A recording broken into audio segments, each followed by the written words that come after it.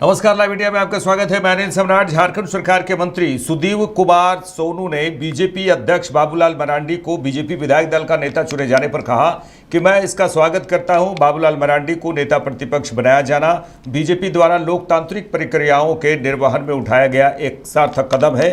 पिछले 5 वर्षों में बीजेपी ने रचनात्मक विपक्ष की भूमिका नहीं निभाई और मुझे उम्मीद है कि बाबूलाल मरांडी जो आज एक नई पारी में, एक नए तेवर में नेता प्रतिपक्ष के रूप में नजर आएंगे, उनसे मैं अनुरोध करूंगा। उन्होंने कहा है कि मैं उनसे अनुरोध करूंगा कि वे झारखंड की जनता की आकांक्षाओं के अनुरूप राज्य हित में एक रचनात्मक विपक्ष की भूमिका निभाएं। बनाया जाना लोकतांत्रिक परंपराओं के निर्वहन में भारतीय जनता पार्टी द्वारा उठाया गया एक सार्थक कदम है। आपके माध्यम से आदरणीय बाबूलाल जी से मैं एक उम्मीद, अपेक्षा या अपना संदेश भी देना चाहूँगा। पिछले 5 वर्षों में भारतीय जनता पार्टी ने झारखंड प्रदेश में रचनात्मक विपक्ष की भूमिका का निर्वहन नहीं किया है। मुझको उम्मीद है कि बाबूलाल मरांडी साहब जो एक नई पारी में, एक नए तेवर में आज दिखेंगे, प्रतिपक्ष के नेता की हैसियत से मैं उनसे आग्रह और अपील करना चाहूँगा कि राज्य हित में झारखंड के 3.5 करोड़ लोगों की आकांक्षाओं के अनुरूप इस सदन में वो रचनात्मक विपक्ष की भूमिका का निर्वहन करें और एक लंबी लकीर खींचें कि आने वाले समय में संसदीय इतिहास में इन बातों का जिक्र हो कि बाबूलाल मरांडी जब नेता प्रतिपक्ष थे तो सदन की स्वस्थ लोकतांत्रिक परंपराओं का उचित निर्वहन हुआ। कांग्रेस नेता संदीप दीक्षित ने आप पार्टी को लेकर कहा है कि पंजाब में कौन जाएगा और कौन नहीं जाएगा यह देखा जाएगा। उन्होंने कहा कि मैं नहीं जानता कि अरविंद केजरीवाल पंजाब में क्या करेंगे क्योंकि इनके पास कोई आधिकारिक काम नहीं है। ठीक है, देखिए वो ठीक है। ढोंग तो हमने बहुत पहले से कहा है, जब भारतीय जनता पार्टी बिल्कुल सगी बनती थी केजरीवाल जी की, और हम ही इनके नेताओं को बताते रहते थे कि यार इतनी गलबहियां क्यों कर रहे हो, पता भी है किस तरीके का आदमी है। आज चलो भारतीय जनता पार्टी ने माना कि जिस आदमी को इन्होंने एक तरीके से अपनी कठपुतली बनाकर इस देश की राजनीति में किया था, आज वो उसके खिलाफ, उसको कम से कम उसका चरित्र, चेहरा वो जान गई है। बाकी कौन पंजाब में जाता है नहीं जाता ये देखते हैं, लेकिन इतना जरूर है कि दिल्ली में सत्ता गंवाने के बाद इनके चाहे मनीष सिसोदिया हो चाहे केजरीवाल जी हो, ये अब वहां पहुंच गए हैं और वहां क्या करेंगे पंजाब में ये तो मैं नहीं जानता हूं, लेकिन क्योंकि इनके पास कोई आधिकारिक काम तो है नहीं, तो वहां डील करेंगे, वहां कॉन्ट्रैक्ट करेंगे, वहां क्या करेंगे ये तो समय बताएगा। उधर बीजेपी सांसद मनोज तिवारी ने आरजेडी नेता तेजस्वी यादव के बयान पर कहा कि तेजस्वी यादव जिस तरह नीतीश कुमार को बूढ़ा कह रहे हैं, उसी को लेकर उन्होंने कहा कि अगर वे बूढ़े का अपमान करेंगे तो वे सबसे पहले अपने पिता का अपमान कर रहे हैं। अगर वो बूढ़े का अपमान करेंगे तो सबसे पहले अपने पिता का अपमान कर रहे हैं।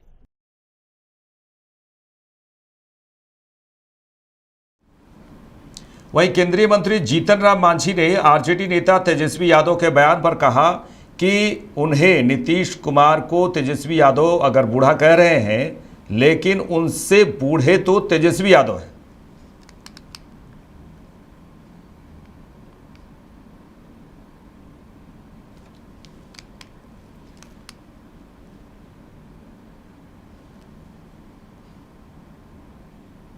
देखिए, केंद्रीय मंत्री जीतन राम मांझी ने आरजेडी नेता तेजस्वी यादव के बयान पर कहा कि वे नीतीश कुमार बूढ़ा कह रहे हैं अगर तेजस्वी यादव, तो उन्होंने कहा कि उनसे बूढ़े तो तेजस्वी यादव है। जो उनको बूढ़ा बोल रहे हैं ना, उनसे बूढ़ा तेजस्वी जी हैं। अच्छा, तारीफ बोल रहे हैं, बैन है जो हम प्रतिबंध लगा है तो खोल देंगे। सरकार का जो नियम है वही ठीक है, उसी के अनुसार चलना चाहिए। देखिए, जहाँ तक उम्र का सवाल है, राजनीति में जितना उम्रदराज होते हैं उतना ही परिपक्व होते हैं, और युवा का जहाँ तक सवाल है, युवा में एक शक्ति है और हर तरह से सक्षम हो सकते हैं, लेकिन अपने को युवा मान करके और सशक्त समझ करके तेजस्वी जो बोल रहे हैं, हम समझते हैं कि इनमें कोई क्षमता नहीं है। युवा के नाम पर अगर करना वो चाहते हैं तो युवा एक वही हैं क्या? और ये कैसे समझते हैं कि अमित शाह जी, नीतीश कुमार या अन्य कोई के बाद उनकी जगह यही लोग पकड़ लेंगे, ले लेंगे? या बहुत से युवा ऐसे हैं जो आने के मार्ग में है, आएंगे, जो एनडीए फोल्ड में हैं। कहने का मेरा मतलब है कि महागठबंधन के लोग जो रीति रिवाज से अभी चल रहे हैं, उसमें एक ही चीज लगता है, इन लोगों का उद्देश्य क्या है?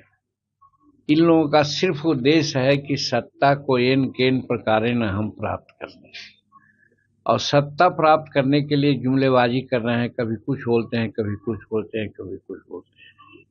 जबकि एनडीए के लोग, जिन नेताओं का नाम इन लोगों ने लिया, वो समाज के सुधार के लिए, समाज में विकास के लिए, सब तरह से देश को प्रगति करने के लिए ये लोग कटिबद्ध हैं और काम कर रहे हैं। आगे बढ़ेंगे। केंद्रीय स्वास्थ्य मंत्री जेपी नड्डा ने कहा कि प्रधानमंत्री नरेंद्र मोदी के नेतृत्व में प्रधानमंत्री जन औषधि परियोजना ने अच्छी और सस्ती दवाई के संकल्प के साथ लोगों को उच्च गुणवत्ता वाली सस्ती दवाइयां उपलब्ध कराने का काम किया है। आज देश भर में 15,000 से ज़्यादा जन औषधि केंद्र काम कर रहे हैं, जो हर दिन 10 लाख से अधिक लोगों को सस्ती दवाइयां उपलब्ध कराते हैं। इसके जरिए लाखों परिवारों का आर्थिक बोझ कम हुआ है। हर दवाई को सख्त गुणवत्ता परीक्षण से गुजरना पड़ता है। अब तक करीब 15,000 जन औषधि केंद्र खोले जा चुके हैं।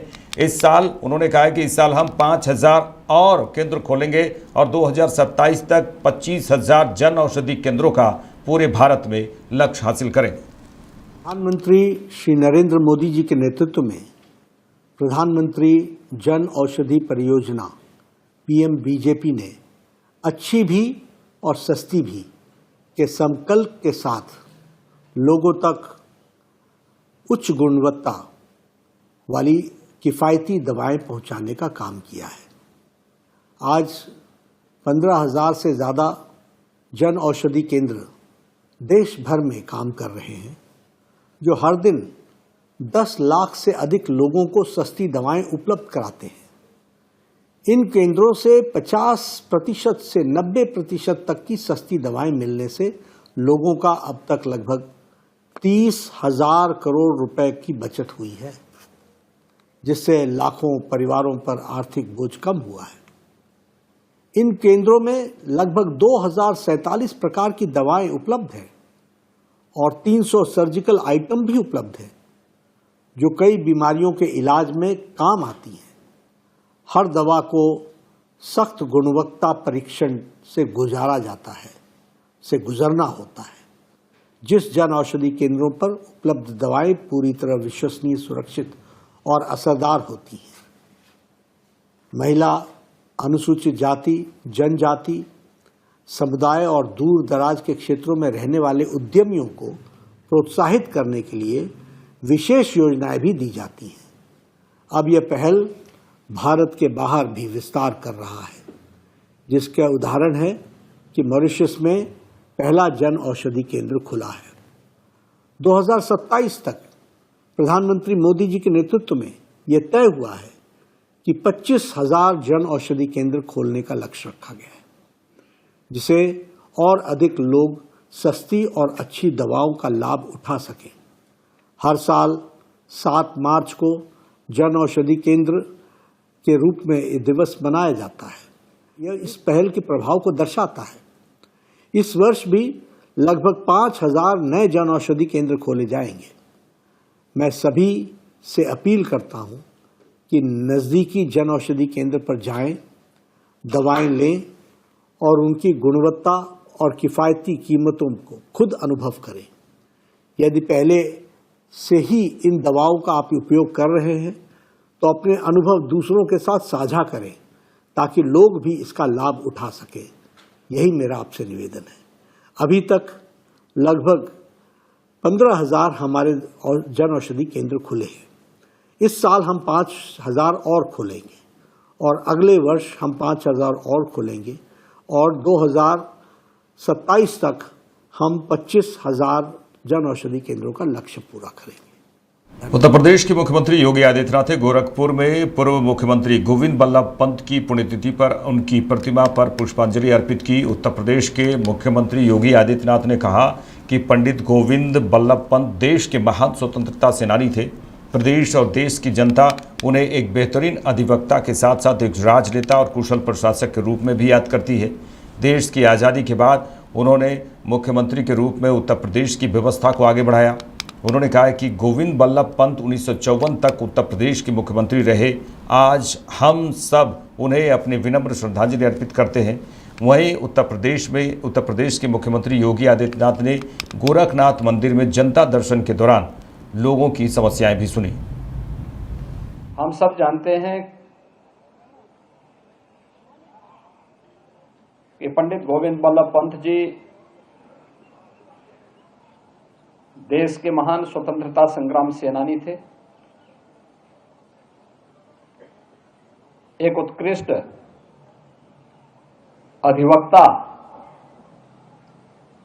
के साथ ही राजनेता और कुशल प्रशासक के रूप में प्रदेश और देशवासी उनका स्मरण करते हैं। भारत के संविधान सभा के वे माननीय सदस्य थे।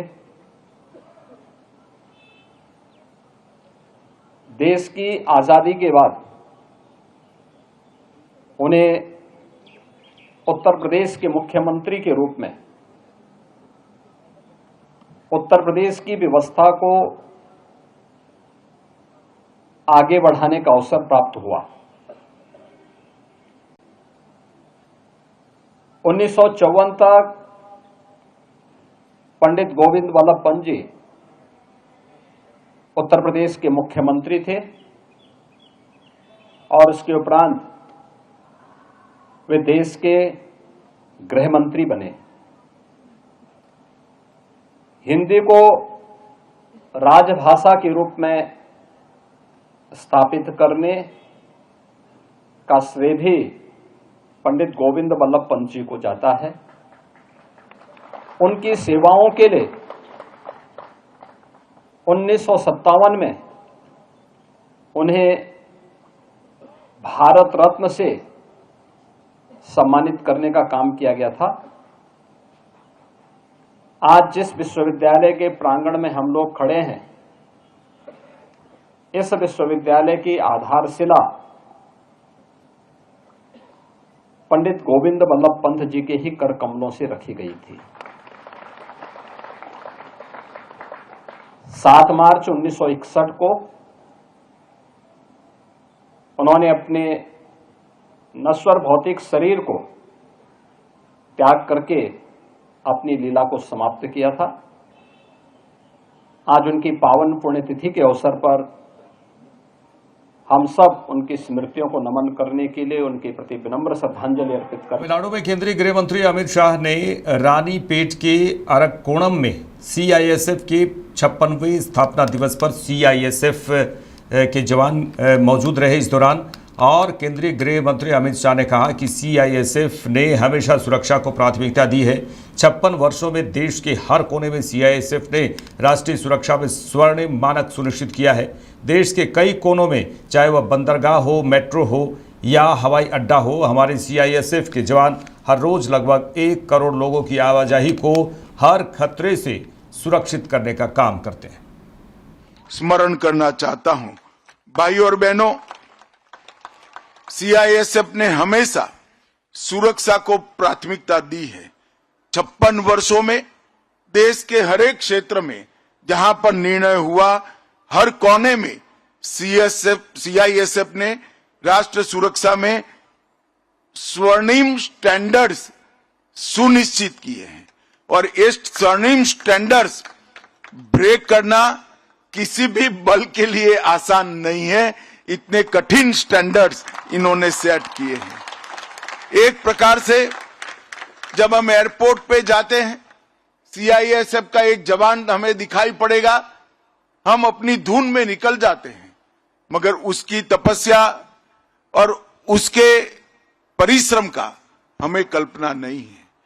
देश के कई कोनों में, चाहे बंदरगाह हो, चाहे मेट्रो हो, चाहे एयरपोर्ट हो, लगभग रोज 1 करोड़ लोगों की आवाजाही को हर खतरे से सुरक्षित करने का काम अपने सीआईएसएफ के जवान करते हैं।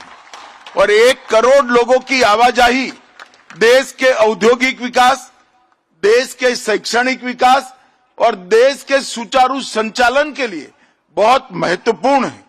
और सीआईएसएफ ने उसको जब से संभाला है, एक भी घटना चूक की नहीं हुई है। हमारे एयरपोर्ट भी सुरक्षित रहे हैं, हमारी बंदरगाहें भी सुरक्षित रही है, हमारी मेट्रो जो उनके सौंपी गई वो भी सुरक्षित है।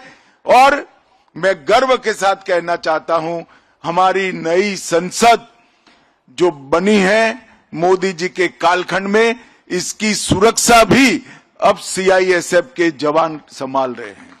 ये हम सब के लिए बहुत गर्व का काम।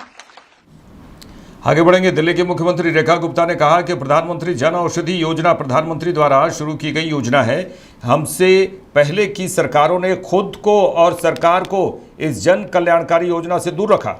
उन्होंने कहा कि आज मैं दिल्ली को बधाई देना चाहती हूं कि इस 7वें जन औषधि दिवस के अवसर पर जहां भी हम नियमानुसार जन औषधि केंद्र खोल सकते हैं उसे खोला जाएगा।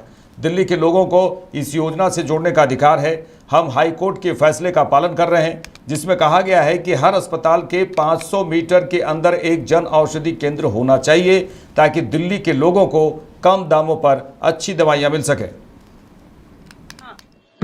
देश में आदरणीय प्रधानमंत्री जी के द्वारा शुरू किया गया वो प्रोजेक्ट जिसके द्वारा देश की जनता का 30 लाख करोड़ रुपए की बचत पिछले 7 सालों में हुई। आज 7वां जन औषधि दिवस है और हमसे पहले की सरकारों ने अपने आप को और सरकार को इस जनहित की योजना से दूर रखा। शायद इसमें प्रधानमंत्री शब्द जुड़ा था, इस कारण से उनको जुड़ने में दिक्कत थी। पर आज मैं दिल्ली को बधाई देना चाहूंगी कि इस 7वें जन औषधि दिवस के उपलक्ष्य में हम दिल्ली सरकार में जहां भी नियमों के तहत हम जन औषधि केंद्रों को खोल सकते हैं उसे खोला जाएगा और दिल्ली में बहुतायत में जन औषधि केंद्र खुले और इस योजना का लाभ दिल्ली की जनता को मिले, जहां पर बहुत ही बेसिक मूल्यों में ऐसी दवाइयां जनता के लिए उपलब्ध रहती हैं जो एक जीवनदायिनी दवाई है, जो 90% रेट तक भी कम दामों पे लोगों को उपलब्ध रहती है। जेनरिक दवाइयां क्वालिटी में हाई और प्राइसेस में लो। ऐसी कैंसर की दवाइयां, शुगर की दवाइयां जो बहुत महंगी होती हैं, वो 500% तक के भी कम दामों पे यहाँ पे उपलब्ध है।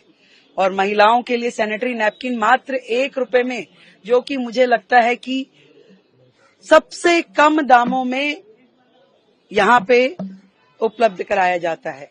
दिल्ली की जनता का अधिकार है कि वो इस योजना से जुड़ पाए और मैं दिल्ली सरकार के प्रत्येक अस्पताल, हाई कोर्ट के रूलिंग जो कहती है कि अस्पताल के 500 मीटर के दायरे में जरूर एक जन औषधि केंद्र होना चाहिए, हम उसको फॉलो करते हुए जहां जहां हमारे अस्पतालों के नजदीक हम इन्हें खुलवाने में मदद कर सकते हैं हम वो करेंगे।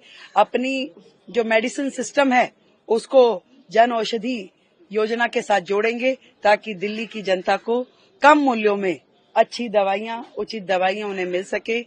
मैं धन्यवाद देना चाहूंगी आदरणीय प्रधानमंत्री नरेंद्र मोदी जी का, जिनके इस सुंदर विजन के साथ में देश की जनता का इतना लाभ हो रहा है और देश की जनता स्वास्थ्य लाभ समृद्ध भारत की ओर जा पा रही है। मोतिहारी के ऐतिहासिक गांधी मैदान में 7 और 8 मार्च को आयोजित होने वाले सौर्य वेदनम उत्सव की तैयारियां पूरी तरह से कर ली गई हैं। यह भव्य आयोजन भारतीय सेना, वायुसेना और नौसेना के सहयोग से किया जा रहा है, जिसमें बड़ी संख्या में सैन्य अधिकारी और जवान भाग लेंगे। इस उत्सव का उद्देश्य युवाओं में राष्ट्रभक्ति की भावना को मजबूत करना और भारतीय सेना की कार्यप्रणाली से अवगत कराना है, जिसमें ट्रांसपोर्ट एयरक्राफ्ट, हेलीकॉप्टर्स और Sukhoi multi role fighter aircraft हिस्सा लेंगे। इसके बाद एयरफोर्स की जो आकाश गंगा टीम है उनका पैरा ड्रॉप होगा। आर्मी के जो पैरा कमांडोज हैं वो एक ऑपरेशनल डेमो देंगे। हमारे आर्मी की एक डे डेविल टीम है जिसका गिनीज बुक का रिकॉर्ड है, वो भी यहाँ प्रदर्शन करेगी। इसके साथ साथ देश में बना हुआ आत्मनिर्भर भारत के तहत अन्य प्रकार का जो आधुनिक मिलिट्री वेपन्स और इक्विपमेंट है उसका डिस्प्ले है। उसके अलावा अन्य इक्विपमेंट का भी डिस्प्ले है। इसमें K9 Vajra, T90 tank, BMP, हमारे bridge laying equipment, bomb disposal equipment, अन्य weapon systems, surveillance equipment, robotic mules, हमारे स्वॉर्म ड्रोन्स, ये सब शामिल हैं। इसके साथ साथ ताकि मोतिहारी और पूर्वी चंपारण, बिहार के तमाम नागरिक और युवा अपनी सेनाओं को बड़ी करीबी से जाने, इसके लिए एक किस तरीके से एक छोटी फौज की दस्ता डिफेंस इख्तियार करता है उसका भी प्रदर्शन है। कैंप कैसे स्थापित करता है उसका भी प्रदर्शन है। और बिहार के जितने भी गैलेंट्री अवार्डीज हैं उनके सम्मान में एक शौर्य भवन का भी आयोजन किया गया है, जिसमें हमारे जो नेशनल वॉर मेमोरियल है उसका एक मिनिएचर मॉडल भी स्थापित किया गया। NCC कैडेट्स के बच्चे बढ़ चढ़ के हिस्सा लेंगे। मेरा आपके चैनल के माध्यम से तमाम नागरिक युवाओं से ये आमंत्रित करना चाहूँगा कि इस शौर्य वेदनम उत्सव में बढ़ चढ़ के हिस्सा लें, अपने सेनाओं को जानें और गौरवान्वित महसूस हों। धन्यवाद। जय हिंद। मेरे साथ इस बुलेटिन में इतना ही। देश दुनिया की तमाम खबरों के लिए देखते रहिए लाइव इंडिया। नमस्कार।